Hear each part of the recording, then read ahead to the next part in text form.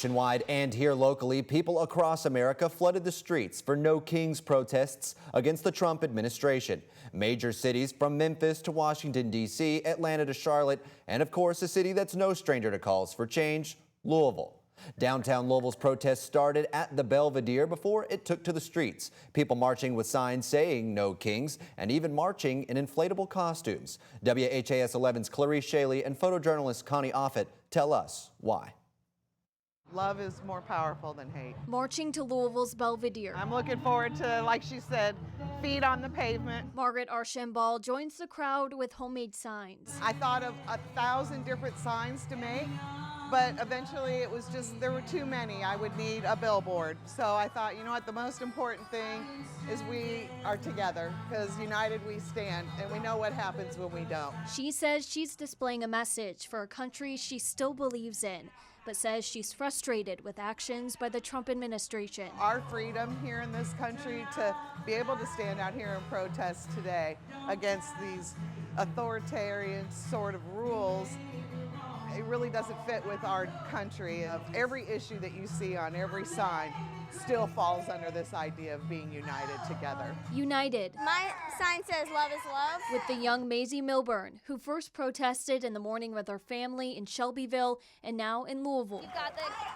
crown X'd out. Why'd you do that? To be honest, we just need to get rid of him. We want No Kings. United. Well, as my sign says, with Marine veteran Alan Rolls. I think there should be due process of law, and I don't think that is happening with President Trump. We're setting an example for our granddaughters that it's good to be proud to be American. Marching to the same beat. People are taking to Louisville streets to show what they believe being American looks like. I come from generations of military. My wife's a first responder. She comes from the Air Force, so they don't believe in democracy.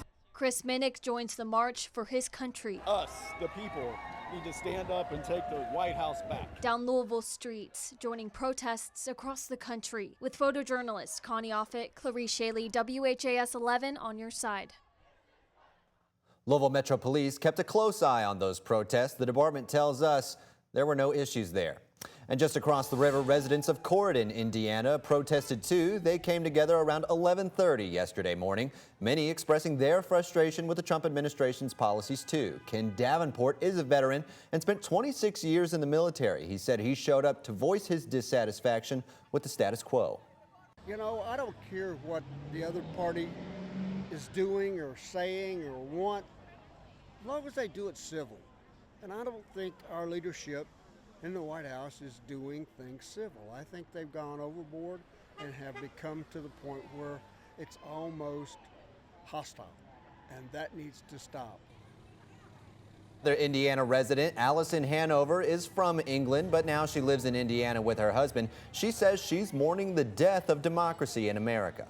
Of course, we have a king, but that's not what No Kings mean. It doesn't actually mean a monarch. It means that one person shall not be in control, because America is democracy. I'm 65. I never thought I would see a day where the United States is losing its democracy. And right across the river in Jeffersonville, Indiana, residents came together around 2:30 in the afternoon on Saturday. You can see here many people lined up on the sidewalks, all of them protesting, saying enough is enough. Over 30 cities in Indiana held No Kings protests.